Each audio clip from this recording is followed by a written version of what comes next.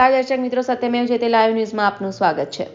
22મી જાન્યુઆરી 2024 આજનો દિવસ સમગ્ર ભારત સાક્ષી બની રહ્યો છે, જેનું કારણ એક જ છે કે અયોધ્યામાં પ્રભુ શ્રી રામ પ્રાણ પ્રતિષ્ઠા થઈ રહી છે। ત્યારે વડોદરામાં પણ દિવાળી જેવો માહોલ જોવા મળી રહ્યો છે। વડોદરા શહેરમાં ઓપ્ટિક હાઉસના ઓનર રમેશ પટેલ તેમજ ભગવા ચોક દ્વારા 16 જાન્યુઆરીને લઈ 22મી જાન્યુઆરી સુધી દીવડાઓનું વિતરણ કરવામાં આવ્યું હતું। સાથે આજના દિવસે ફ્રીમાં ચશ્માનું વિતરણ કરવામાં આવ્યું હતું। સાથે અયોધ્યામાં પ્રાણ પ્રતિષ્ઠા થઈ હતી, તેને લોકો લાઈવ જોઈ શકે માટે LED સ્ક્રીન મૂકવામાં આવી હતી, જેનો વિસ્તારના લોકોએ લાભ લીધો હતો।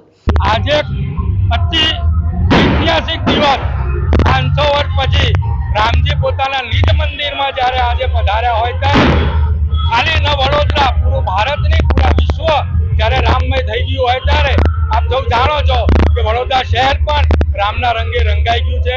આમાં પણ મારા માટે અનેરો દિવસ એટલે છે કે હું કાર સેવક છું, 1992 નો કાર સેવક છું। મારી હયાતીમાં આજે રામ મંદિર બની રહ્યું હોય ત્યારે આનંદ અનેરો હોય। મારી કંપની ઓપ્ટિક હાઉસ દ્વારા પણ 16 તારીખથી 22 તારીખ સુધી તમામ વડોદરા રહેવાસીઓને કોડિયા નિઃશુલ્ક આપવામાં આવી રહ્યા છે।